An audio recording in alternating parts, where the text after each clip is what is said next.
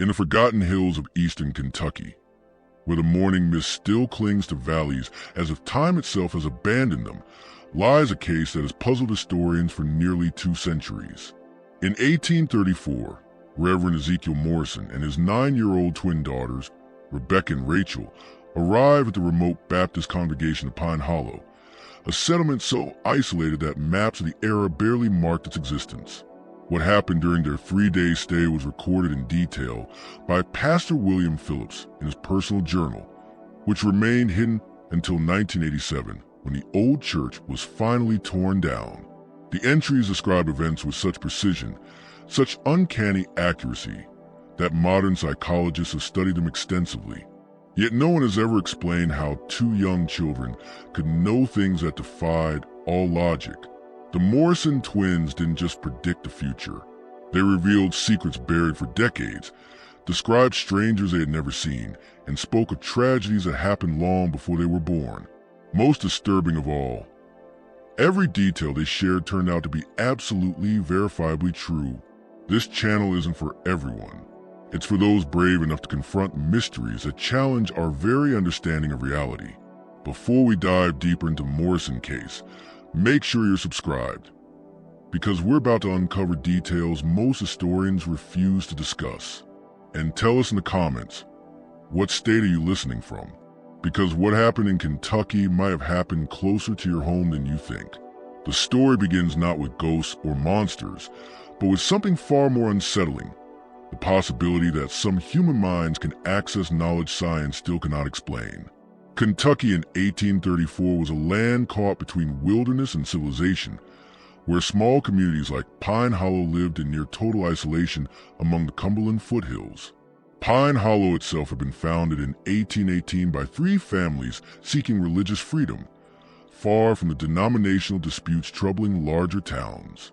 By the time the Morrisons arrived, the settlement numbered barely 200 people, most bound by blood or marriage, all united by the strict Baptist doctrine that shaped their daily lives. At the heart of the community stood a simple wooden church, built from local timber, where Pastor Phillips, a learned man who had left a comfortable life in Lexington, kept meticulous records of births, deaths, marriages, and every notable event. Ezekiel Morrison was a familiar figure along the circuit of remote churches scattered across the Appalachian region. Tall and weathered, with prematurely gray hair that hinted at a hard life, he traveled on foot with his daughters, carrying only a worn leather satchel containing his Bible, a few personal items, and a journal of his spiritual reflections. He'd been widowed for 9 years, ever since his wife, Sarah, died giving birth to twins during a brutal winter storm that left their cabin snowbound for weeks. Rebecca and Rachel were striking in their identical appearance, but opposite in temperament. Rebecca, born first by mere minutes, was outgoing and full of life, her laughter contagious, her words carrying a confidence beyond her years. Rachel, by contrast, was quiet and observant, content to stay in her sister's shadow. Yet those who paid attention noticed something odd. She often began sentences that Rebecca finished, or answered questions meant for her sister before Rebecca spoke at all. Ezekiel was known for bringing spiritual renewal wherever he preached. Congregations claimed he rekindled faith, healed divisions, and sparked revivals that lasted years. Some credited his sermons, but those who observed more closely noticed that change often began after private conversations with the twins. Their journey to Pine Hollow had been grueling. Autumn rains had turned mountain paths to deep mud, and Ezekiel had been forced to carry Rachel the last 5 miles after she developed a fever. They arrived at sunset on November 15th, 1834, just as Pastor Phillips was closing the evening prayer service with a handful of locals who attended weeknight gatherings. Phillips later wrote that his first impression of the family was one of deep weariness, not just physical, but spiritual. Ezekiel's clothes were patched and worn, his boots thin from endless miles on the road. The girls clung close to him, Rachel still pale from fever, Rebecca's usual brightness dulled by exhaustion. And yet, something in her eyes, an alertness far too old for children, made Phillips uneasy. That night, over a simple meal with the Phillips family, Rebecca suddenly asked the pastor's wife about her garden. specifically whether the roses by the eastern fence had recovered from the blight that nearly killed them 3 summers ago. Mrs. Phillips dropped her spoon and stared at the child in shock. The rose blight had indeed struck exactly 3 years earlier, devastating her beloved flowers. But it wasn't something she had ever shared with anyone outside the Pine Hollow community. When asked how she knew, Rebecca only smiled and said she had dreamed of roses on the way to the church, and in the dream, she somehow knew that Mrs. Phillips grew the most beautiful roses in the county. That incident, which Pastor Phillips carefully noted in his journal that very evening, will be only the first of many events that shattered the community's understanding of the natural world. The next morning dawned gray and bitterly cold, the wind rattling the windows of the small cabin where the Morrisons had been given shelter. As always, Pastor Phillips was awake before sunrise, preparing for the day's sermon. When he stepped into the main room, he found Ezekiel already seated near the fire's dying embers, Bible open but unread, staring into the distance with a troubled expression. "The girls had dreams last night," Ezekiel said quietly when Phillips asked what was wrong. "They often dream about the places we visit, but these dreams were different, darker." Before the pastor could answer, Rebecca appeared in the doorway. Her hair was tangled from sleep, but her eyes were wide awake and serious. "Pastor Phillips," she said, her voice clear and calm, "under the 3rd floorboard from the altar, there's something hidden that shouldn't be there. Rachel dreamed about it, and I dreamed about why it's there." A chill ran through Phillips, one that had nothing to do with the cold morning air. She was describing something no one could possibly know, something he had hidden himself. Beneath those exact floorboards was a bottle of whiskey, his private shame. He had hidden it 3 months earlier after a moment of weakness, convincing himself that keeping the bottle close was a daily reminder to resist temptation. No one knew about it, not his wife, not a single member of his congregation. "What exactly did you dream?" he asked, his voice shaking. Rachel now stepped silently into the room, her movements graceful and unnervingly quiet. "It's a brown bottle," she whispered, "wrapped in a baby's blue blanket." Phillips nearly collapsed into his chair. She was right. The cloth was a tattered remnant of the blanket that once belonged to his infant son, the child he and his wife had lost 5 years ago. He had wrapped the bottle in that blanket as a way to remind himself of his failings, both as a father who couldn't save his child and as a pastor who still wrestled with temptation. Ezekiel watched him with quiet understanding. "It started when they were very small," he said. "At first I thought it was just children's intuition, but as they grew, their dreams became too specific, too impossible to dismiss as chance. That Sunday's service would be remembered by every soul in Pine Hollow for the rest of their lives." Ezekiel's sermon was passionate, a call to repentance and renewal, powerful, but not unusual for a circuit preacher. It was what happened after the sermon that no one could ever explain. As the congregation began to leave, Rebecca walked up to Samuel Turner, one of the most respected men in Pine Hollow, and looked up at him with innocent blue eyes. "Mr. Turner," she said softly, "it's not really stealing if you put the money back, is it? Papa says God forgives those who repent." The blood drained from Turner's face. For months, he had been quietly skimming from the church collection to pay off debts from a failed business venture. He had sworn to himself he would return every cent, but guilt had been gnawing at him ever since. Before anyone could speak, Rachel turned to the stern-faced widow Martha Whitfield, the woman everyone considered the moral compass of the community. "Mrs. Whitfield," she said gently, "your husband didn't die in that farm accident, did he? He's alive. That's why you hide the letters." The widow swayed on her feet. The truth, which she had kept buried for 15 years, was suddenly exposed. Her husband had abandoned her and their children, taking their savings and vanishing into the night. She had invented the story of his death to preserve her family's honor, and had secretly kept the letters he sent from Missouri, begging forgiveness. One by one, the twins moved to the congregation, their words quietly striking at secrets no one else could have known. They told Dr. Hayes about the patients he had lost because of his lack of formal training. They told the Millers about the son they kept hidden in their attic, the boy whose simple mind they were too ashamed to let the town see. They told young Thomas Brett about his clandestine meetings with Elizabeth Carter, the wife of a man often away on business. Each revelation was spoken with childlike innocence, as if they were merely sharing the day's weather. And yet their words were so precise, so impossibly accurate, that the congregation stood frozen, torn between terror and awe. Pastor Phillips could only watch as his orderly community unraveled before his eyes. And then Rebecca spoke one final time, words that would haunt Phillips for the rest of his days. She walked in front of the church, placed her small hand on the wooden cross that stood above the altar, and said, "Been carved by the church's founding members." "This is sacred ground," Rebecca said, her small hand resting on the altar's wooden cross. Her voice rang clear through the frozen silence of the church. "But it's been stained by what happened here before. The Whitman family didn't die in a house fire, did they, Pastor Phillips? They died right here, in this very room, and some of you know why." The silence that followed was suffocating.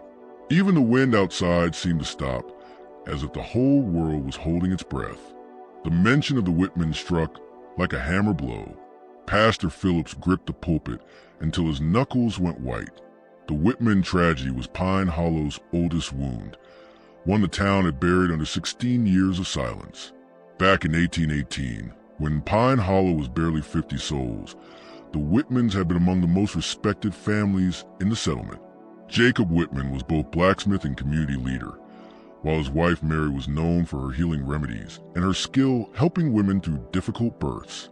Their twin daughters, Hope and Faith, were 9 years old, bright and beautiful, beloved by the entire settlement. The official records, kept carefully by Phillips's predecessor, claimed that the family had perished in a tragic house fire during a winter storm. Their remains were found in the ashes, the story said, and they were buried in the churchyard. The community mourned, rebuilt, and moved on, as frontier towns always had to. But Rebecca's words suggested a different story, a story that some of the older members had prayed would stay buried forever. Slowly, Elder Thompson, one of Pine Hollow's founding settlers, rose from his pew, his body stiff with age. "Child," he said, his voice heavy with years, "you speak of things that happened before you were born, in places you've never seen. How could you possibly know what you claim?" Rebecca turned toward him, her blue eyes full of something far older than a 9-year-old should possess. "Faith Whitman had a birthmark on her left shoulder," she said softly. "Hope had one on her right ankle. Faith always carried a wooden doll that her father carved for her. Hope wore a silver locket with her mother's hair inside. The night they died, Faith wore her blue Sunday dress, but Hope was still in her nightgown. She had been sick with fever." Gasps rippled through the pews. These were details that only the oldest families would remember, if they remembered at all. Elder Thompson's wife clutched his arm, her eyes wide with fear. Rachel spoke next, her voice quiet but chilling. "They didn't die in a fire. They came here, to the church, to hide. Someone was hunting them. They hid behind the altar, but they were found anyway." The church was so silent now that every breath sounded too loud. Pastor Phillips's mind raced. He remembered whispers that had fallen silent whenever he entered a room, the way some families always place flowers on a certain unmarked patch of ground in the cemetery. Then Samuel Turner, still shaken by the earlier confrontation, leapt to his feet. "This is madness," he shouted, though his voice trembled. "These children are telling lies, trying to scare us." But his protest rang hollow. Other voices rose hesitantly. Mrs. Carter, mother-in-law to Elizabeth Carter, whispered about bloodstains that had once appeared on the church floor and would not wash away. Old Benjamin Foster spoke of strange sounds that echoed through the church on stormy nights, sound like children crying. And then Dr. Hayes, still red-faced from the earlier revelations, added quietly, "When we repaired the eastern wall 3 years ago, we found bone fragments mixed with the mortar." The weight of his words settled over the congregation like a funeral shroud. If what the girl said was true, then every sermon, every prayer, Every hymn sung in this church had been offered over the unmarked graves of the Whitman family. Through it all, Ezekiel Morrison stood silently, his weathered face calm but grave. This was not the first time he had watched his daughter's strange gift tear open the past. "Mr. Morrison," Pastor Phillips finally said, his voice raw, "how do they know these things? What sort of gift is this?" Ezekiel was silent for a long moment, his gaze sweeping over the fearful faces of the congregation. "I've asked myself that every day," he said at last. Their mother, Sarah, claimed to have the second sight, a sense of things others could not see. But what these girls possess, he glanced at his daughters, his expression filled with both love and deep sorrow. It goes far beyond anything Sarah ever showed. They dream of places they've never seen, speak of people they've never met, know things that happened before they were born. At first, I thought it was a blessing, a gift meant to help me minister to the lost. But over the years, I've begun to wonder if it's something else. This knowledge, it comes with a cost. They carry the weight of other people's sins, other people's pain. They know things children should never have to know. As if summoned by their father's words, the twins stepped forward, standing side by side at the front of the church. For the first time since their arrival, they looked like what they truly were, small, vulnerable children, dwarfed by the weight of the adult world pressing in around them.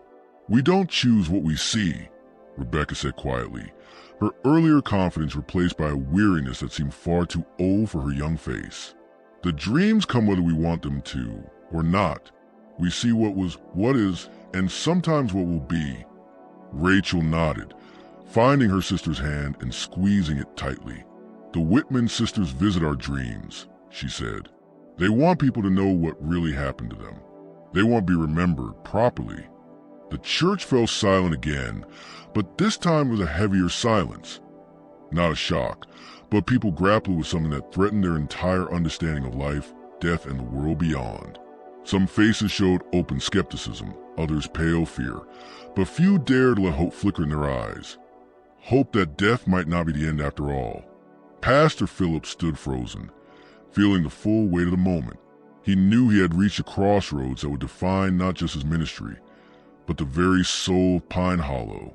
He could dismiss the twins' words as childish fantasy, preserve the delicate illusion of peace the town had built for itself, or he could chase the truth, wherever it led, even if it meant tearing apart the foundations of the community he had sworn to shepherd. That evening, as long shadows crept across Pine Hollow's narrow streets, Pastor Phillips found himself unable to focus on his prayers. The girls' revelations had shaken him to his core, not only because they seemed to know impossible details, but because they forced him to face questions he had avoided for years. He had come to Pine Hollow 5 years earlier, eager to serve God in the wilderness, and to escape the bitter theological disputes tearing through the larger churches in Kentucky's towns. His predecessor, Pastor Mariah Hayes, had left meticulous records of births, deaths, and all-important events. And yet Phillips had always noticed the strange gaps in the earliest years of the settlement's history. The winter of 1818, in particular, had always felt suspiciously thin in its details. The records mentioned brutal weather, food shortages, the deaths of several elderly settlers, but the Whitman tragedy was only briefly recorded. Jacob Whitman, his wife Mary, and their twin daughters Hope and Faith perished in a house fire on the night of December 21st. Their remains were committed to the ground with appropriate Christian ceremony. For such a devastating loss, the entry was shockingly brief. Hayes had been a man who recorded even the smallest quarrels and illnesses in great detail. Why so little about the death of one of the settlement's most prominent families? Driven now by a new, gnawing urgency, Phillips dug through the church archives long into the night. Beneath years of dust and forgotten papers, he discovered a small leather journal he had never seen before. The pages were water-stained and fragile, but the handwriting was unmistakably Pastor Hayes's. By candlelight, Phillips read, and what he found forever changed the way he saw Pine Hollow. Hayes's private notes revealed a dark, hidden history. Jacob Whitman had discovered something damning about certain members of the community. Hayes's words hinted at financial wrongdoing, perhaps worse. Jacob had demanded public confession and reparation. On the night of December 20th, 1818, Jacob confronted several town leaders in a meeting that stretched past midnight. Hayes wrote of raised voices, accusations, and threats that exposure would ruin Pine Hollow's most respected families. The final entry, dated December 22nd, chilled Phillips to his bones. The Lord forgive us all for what was done. Jacob and his family came to the church seeking sanctuary, but they were followed. I heard the children crying, then silence. When morning came, we found them as they had been left. Elder Thompson and the others insisted the truth would destroy the future of Pine Hollow. I agreed to their plan. May God have mercy on my soul. Phillips set the journal down, his hands trembling. The truth was now undeniable. The Whitmans had not died in a house fire. They had been murdered, right there in the church. And the leaders of Pine Hollow had conspired to bury the truth for 16 long years. But how could the Morrison twins know any of this? How could they describe the children's clothing, their keepsakes, even the sound of their last moments with such impossible precision? A soft knock pulled Phillips from his thoughts. When he opened the door, Rebecca stood there in the moonlight, her dress simple but her hair carefully braided, as though she had been waiting for this very moment. "Pastor Phillips," she said, her small voice unerringly steady. "You found Pastor Hayes' journal, didn't you? The one hidden behind the loose stone in the foundation." Phillips's breath caught. He had found it there, guided by a faint draft that had led him to pry the stone loose. "How did you know where to tell me to look?" he asked. "Faith showed me in a dream," Rebecca replied simply. She said Pastor Hayes was a good man who was forced to do bad things. She wanted someone to know the truth. The casual way she spoke of receiving guidance from a dead child sent a chill through him deeper than the winter wind. "Rebecca," he asked carefully, "what exactly do you see when you dream?" Rebecca's expression darkened, and for a brief moment, she looked like someone far older than her years. "We see everything," she said softly. "Not just what happened, but why. The men who..." Brennan wasted no time organizing an excavation behind the church. The townspeople gathered in a widening circle, whispering nervously as shovels bit into the frozen earth. The sound of metal striking stone echoed to the cold morning air, each strike like a hammer blow against Pine Hollow's carefully constructed history. After less than an hour, the men unearthed a small bundle wrapped in oilcloth. The crowd fell silent as Brennan knelt to open it with careful, almost reverent hands. Inside lay a cracked gold watch, its cover engraved with the initials MW, just as Rebecca had said. Beneath it was a leather pouch containing brittle banknotes and a tarnished bridle buckle. A collective gasp rippled through the onlookers. "This," Brennan said, holding up the watch for all to see, "is irrefutable proof. Marcus Webb was here, and he never left this valley alive." All eyes turned to Elder Thompson. The old man seemed to shrink beneath their gaze, his shoulders bent as though under a great and sudden weight. "It wasn't supposed to be this way," he said hoarsely. "We thought if we kept the secret, the town could have a future. We thought God would understand." Pastor Phillips stepped forward, his voice firm though his heart pounded in his chest. "God may forgive Elder Thompson," he said quietly, "but he does not forget, and neither, it seems, do the dead." Rebecca and Rachel stood together, their faces pale but calm, as if the terrible burden they had carried for so long had at last been shared. "Faith and hope can rest now," Rebecca whispered. They know someone finally listened. The church bell, moved by the wind, gave a single, mournful toll that seemed to hang in the air far longer than it should have. For many in Pine Hollow, it would be a sound they would never forget, the moment their past rose up to confront them. Pastor Phillips looked out over his shaken congregation, realizing that his ministry had changed forever. This was no longer about sermons or scripture. It was about truth, no matter how terrible, and the long, hard road toward redemption. Rebecca and Rachel exchanged one of their silent, unsettling glances before Rebecca turned back to the sheriff. 17, she said quietly. including the Whitman family. Most were travelers. Some were merchants, a few just men passing through. Rachel's small voice added, "Not all of them were buried together. Some are still out there, near the old crossing by the creek. And one was never buried at all. The animals took him." A ripple of unease swept through the gathered townsfolk. These were not vague accusations. These were precise, grim details that matched the very rumors Pine Hollow had whispered about for years but never dared confront. Judge Harrison's stern face softened just slightly, though his voice remained formal. "Sheriff Mackenzie, dispatch men to the creek crossing," he ordered. "If we find anything there, we will have no choice but to open a full investigation into every disappearance in these mountains." Elder Thompson raised a shaking hand. "Judge, there's no need to dig further. The girls speak true. We kept records, secret ones. They're hidden in the church vestry, behind the paneling. I'll show you." Gasps echoed through the room. The last fragile veil over Pine Hollow's dark history was being stripped away.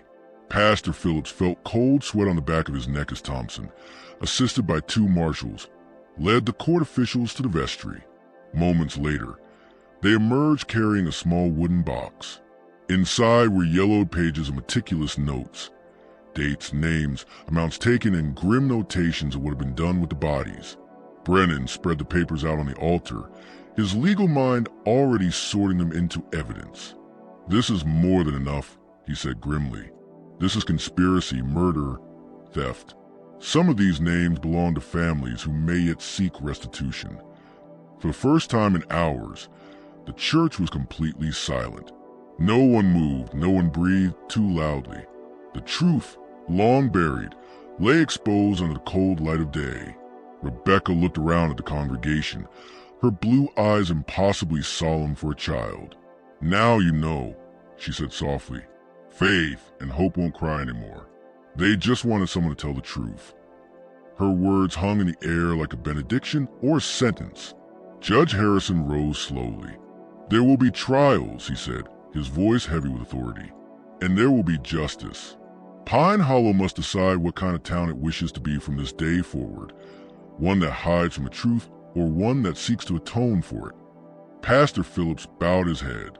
The burden of shepherding his flock through what was to come would be heavier than any sermon he had ever preached. Outside, the sun was beginning to set, casting the cemetery in a blood-red glow. Rebecca and Rachel stood together, staring toward the unmarked graves. For the first time, their faces were peaceful. Their meaningful glance passed silently between them before Rebecca spoke. 11 men over 3 years, she said quietly. Most were traveling alone, carrying money for land or business. One was a preacher, like Papa. He had gold coins sewn into his saddle. The precision of her answer sent ripples of unease through the church. Rachel picked up where her sister left off, their eerie habit of finishing each other's sentences unsettling as ever. His name was Samuel Collins. He was heading to Tennessee to start a new church. His horse was a bay mare with a white star on her forehead. Sheriff Mackenzie pulled a worn notebook from his coat and flipped through its pages. His face went pale. Samuel Collins vanished along this route in September 1819, he confirmed. And the description of his horse matches exactly. But what came next would chill every soul in that building. Elder Thompson, hands shaking, forced himself to his feet. "Your Honor," he croaked, "I can't carry this any longer. What these children say is true, every word. But there's more. Something worse than the murders we committed." The church fell silent, the only sound the wind through loose boards and the cry of a hawk somewhere above. The Whitman family.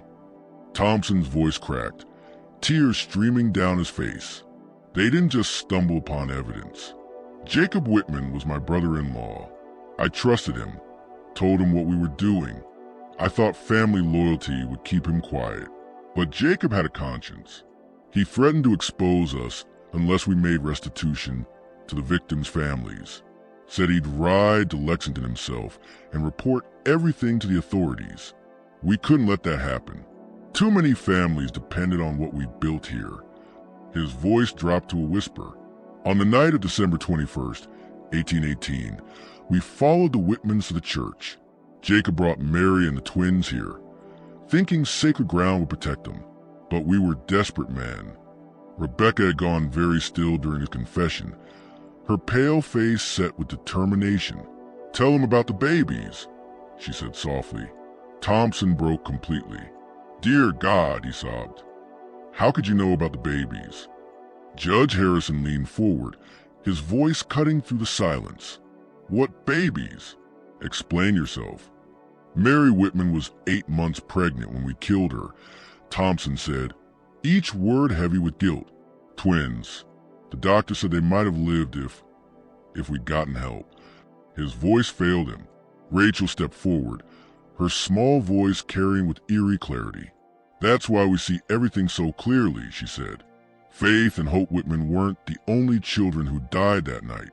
Their unborn sisters died with them, for voices, all crying out for justice." The weight of her words sent a shiver through the room. The implication was staggering, that these girls might somehow be speaking for the souls of children who had never been born. Dr. Hayes, the community's physician, finally spoke. "I helped bury them," he said quietly. "We found signs of the pregnancy, but we told ourselves the babies were too young to have souls, that they didn't need proper rites. Every soul matters to God," Ezekiel Morrison said firmly. "Every life, no matter how brief, has eternal meaning." But Judge Harrison was focused on justice. "Mr. Thompson, are you confessing to murders of Jacob and Mary Whitman, their daughters Faith and Hope, and the unborn children?" "I am," Thompson said, hollow and broken, "and to the murders of 11 travelers. Myself, Samuel Bradford, and Marcus Perry. We planned it, carried it out, and hid together for 16 years. The 2 other old men named in his confession sat frozen, their faces masks of terror and resignation. Sheriff Mackenzie moved to arrest them, but Judge Harrison raised his hand. "Before we bring formal charges, I need to know how these children could possibly know what no one ever recorded and never spoke of, secrets known only to the guilty." Rebecca turned her unervingly calm blue eyes toward the judge. "Some truths are too big to stay buried," she said softly. "The Whitman sisters and their unborn babies have been waiting 16 years for someone to listen. But how do you hear them?" Harrison pressed. Rachel joined her sister at the front. "We don't understand it any more than you do," she said honestly. "Since we were very little, we've had dreams about places we'd never been, people we'd never met. Papa says Mama had the gift of second sight, but what we have is different." "Different how?" the judge asked. Rebecca and Rachel exchanged one of their knowing glances. "Mama could sense things about the living," Rebecca said. "Their fears, their secrets. But we see more than that. We see what tragedy leaves behind, especially when innocent blood has been spilled." Ezekiel Morrison's face was grave as he addressed the court. "Your Honor, I've spent years trying to understand my daughter's gift. I've consulted ministers, doctors, scholars across Kentucky and Tennessee. None have been able to explain it. None can explain it," Ezekiel said quietly, "but all have witnessed its accuracy." Judge Harrison was silent for a long time, studying the twins with a strange mix of fascination and unease. "Miss Rebecca, Miss Rachel," he said at last, his tone measured, "if you truly have this gift, then tell us, where are the bodies of the other victims?" The question seemed to hang in the air like heavy incense, filling the church with a suffocating weight. If the girls could lead them to Marcus Webb and the others, it would provide the final proof authorities had sought for years. Rebecca closed her eyes, her small face tense, as if listening to voices no one else could hear. "Some are in the old mine shaft east of town," she said softly. "Others were thrown into Devil's Creek, where the current runs deepest. But 3, she hesitated before finishing. 3 are buried beneath the church floor, their bones mixed with the foundation stones." A horrified murmur rippled through the congregation. Pastor Phillips felt his stomach twist. For years he had preached sermons, offered communion, prayed for salvation, standing directly over the unmarked graves of murdered men. Sheriff Mackenzie turned to the judge. "Your Honor, if we're to verify these claims, we'll have to dig under the church floor." "And we will," Judge Harrison replied grimly. "But first, I want the full truth." He turned back to Elder Thompson. "What became of the victims' money and belongings?" Thompson's frail hand gestured weakly toward the church and surrounding buildings. "Everything went into building Pine Hollow. The church, the school, the mills, all of it was built with blood money. We told ourselves we were redeeming evil by using it for good, that God would forgive us if the money built his kingdom." "And the victims' families?" Judge Harrison pressed. "Did any of you think of the wives, the children, the parents who never knew what became of them?" It was Rachel who spoke, her voice quiet but carrying through the church with uncanny weight. Marcus Webb had a wife named Elizabeth and 2 little boys. Samuel Collins was engaged to a woman named Catherine. She waited for him until she died of consumption 3 years later. The others all had families who spent years grieving, never knowing what had happened. The level of detail was chilling, not just names and dates, but lives, dreams, grief carried through generations.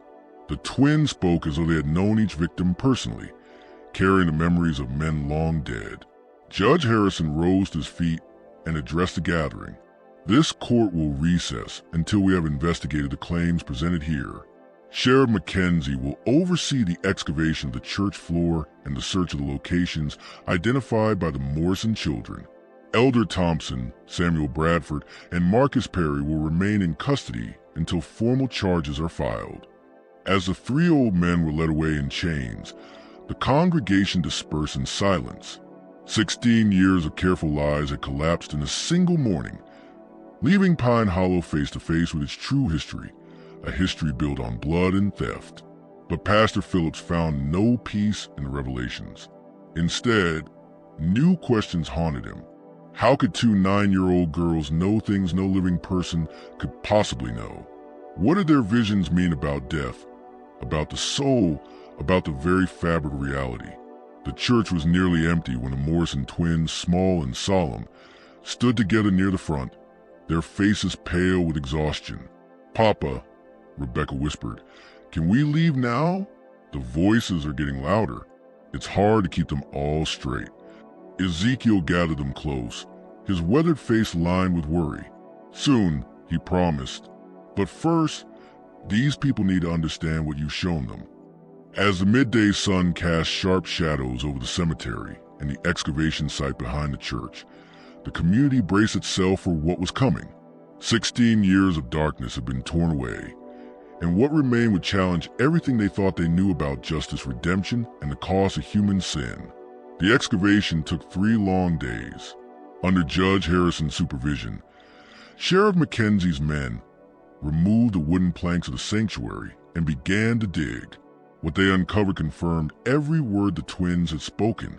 3 skeletons lay buried beneath the church floor. Their bones indeed mingled with the foundation stones. Personal effects were recovered and carefully cataloged.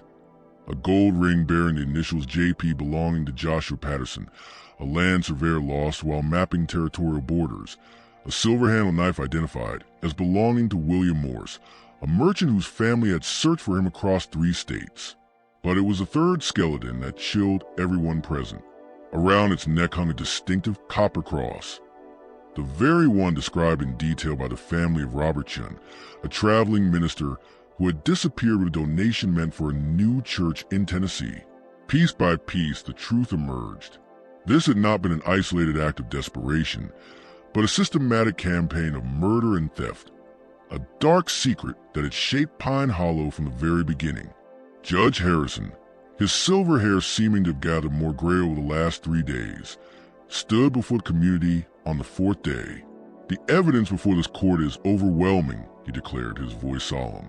11 men were murdered along these mountain trails between 1818 and 1820.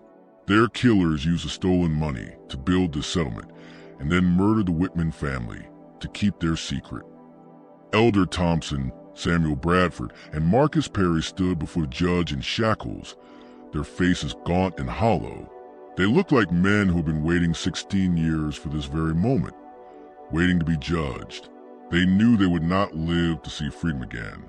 The most disturbing element of these crimes, Judge Harrison continued, is not simply their brutality, but their planning. These murders were not committed in passion. They were organized, methodical, systematic.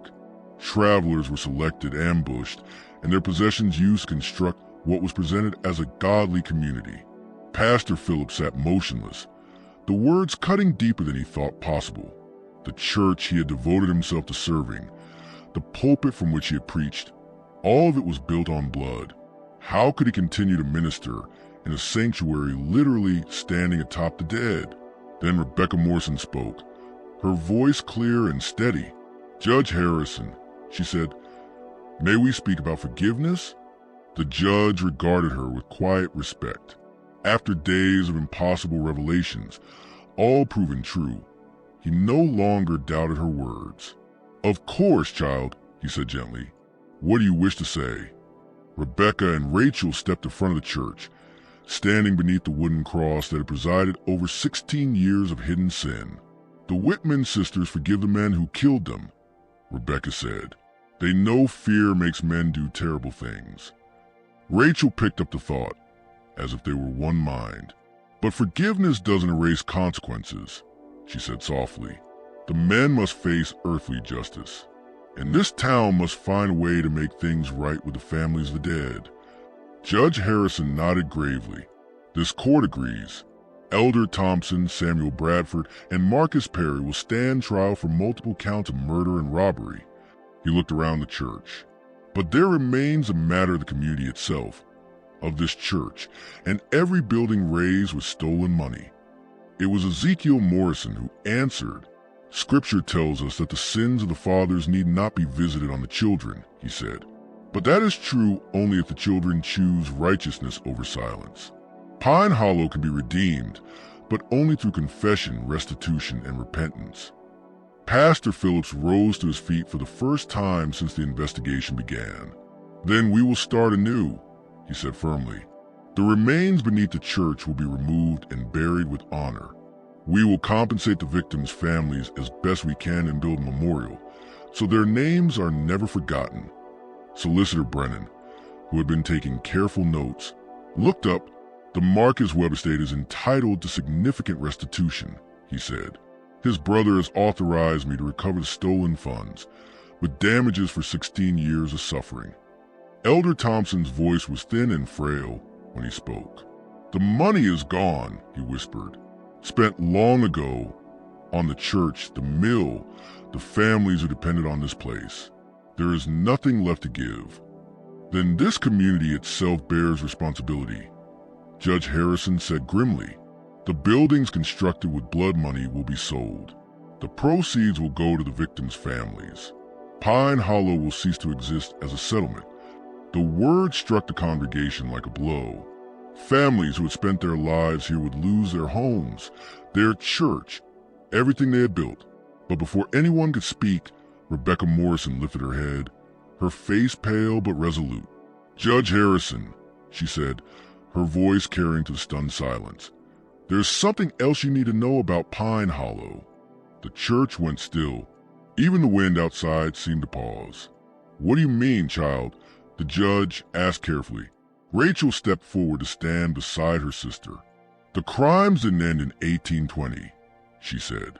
The silence that followed was suffocating. Rebecca's voice was barely louder than a whisper. "People are still disappearing along these trails. Not the same killers, they're too old now, but others learn from them. The methods, the places to hide the bodies. That knowledge didn't die."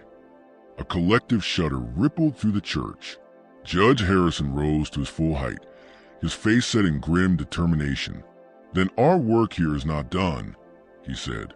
"This court will not rest until every victim, past and present, is accounted for and those responsible are brought to justice." Thunder rumbled outside as if an answer, and for a moment everyone in the church felt the weight of history pressing down on them. Pine Hollow's reckoning had begun, but its ghost had not yet finished speaking. From his chair, Sheriff Mackenzie straightened, his face grim with resolve. "We'll need to expand this investigation immediately," Judge Harrison ordered. "If there are more recent crimes connected to Pine Hollow, we must uncover them all." The legal proceedings carried on around them, but the Morrison twins stood silently side by side, their burden finally eased after 3 days of testimony. They had been the voices of the dead, the conduits through which justice spoke, instruments of truth that could no longer be silenced. Ezekiel Morrison drew his daughters close, his weathered face marked by both relief and quiet fear of what lay ahead. "Are you ready to leave this place?" he asked softly. Rebecca turned to look at the church one last time. The rough-hewn walls, the simple wooden cross, the faces of neighbors whose lives would never be the same. "The voices are quieter now," she whispered. "Faith and hope can rest." Rachel nodded, taking her sister's hand. "But there will be other places," she said. "Other voices." "Papa," Rebecca asked, her eyes bright with questions too big for a child, "why do we have to carry all this sadness?" Ezekiel knelt so he could look them in the eye. "I don't know, little ones," he admitted, "but I believe God gives the heaviest burdens to those strong enough to bear them. Perhaps your gift serves a purpose far greater than any of us can understand."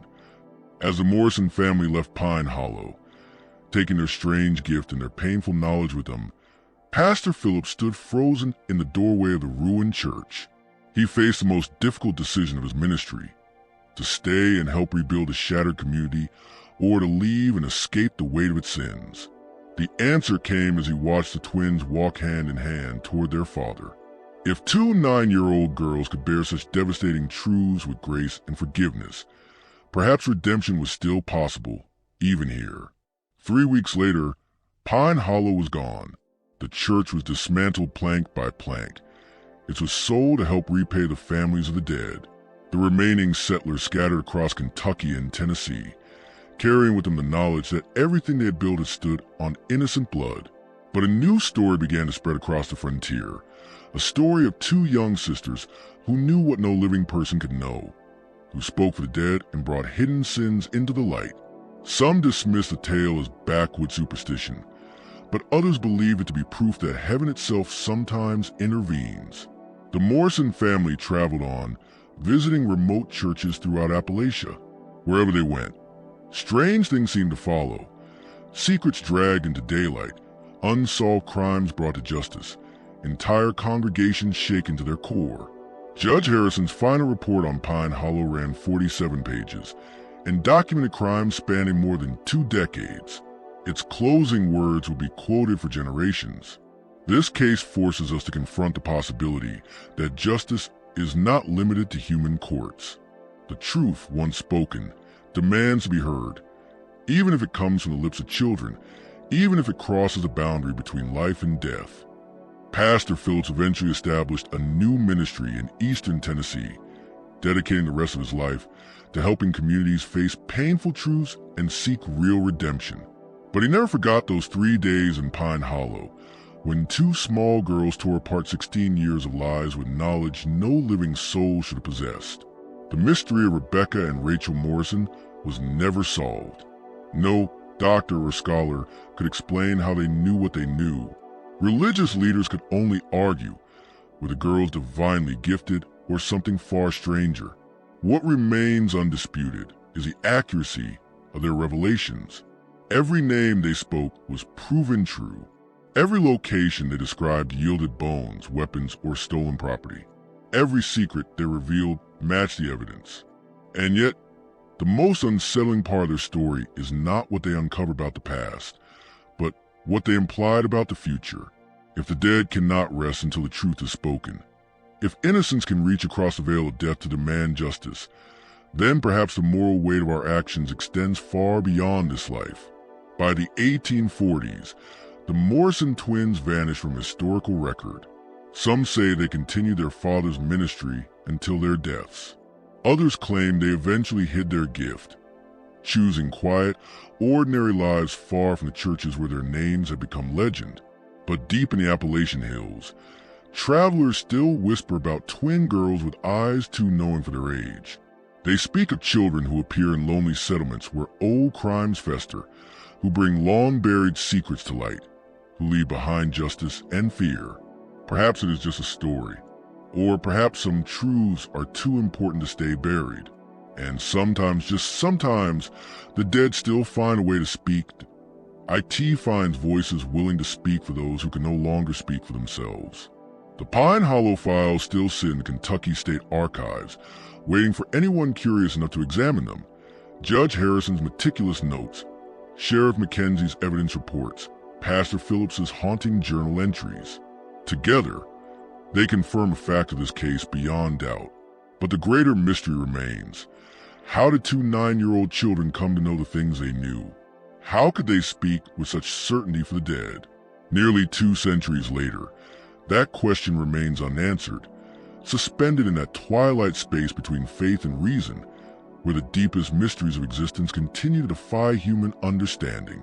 Do you believe the Morrison twins truly spoke with the spirits of the murdered? Or do you think their knowledge had a natural explanation we have yet to discover? The evidence proved their accuracy, but not its source. What's your theory about the Morrison twins? Tell us in the comments. Are you willing to consider that death may not be the end of consciousness, or do you believe there's a rational explanation waiting to be found? Don't forget to subscribe for more stories that challenge everything we think we know about reality, and hit that notification bell so you never miss the next mystery. Until next time, remember, some secrets refuse to stay buried forever, and sometimes the most innocent voices carry the most devastating truths.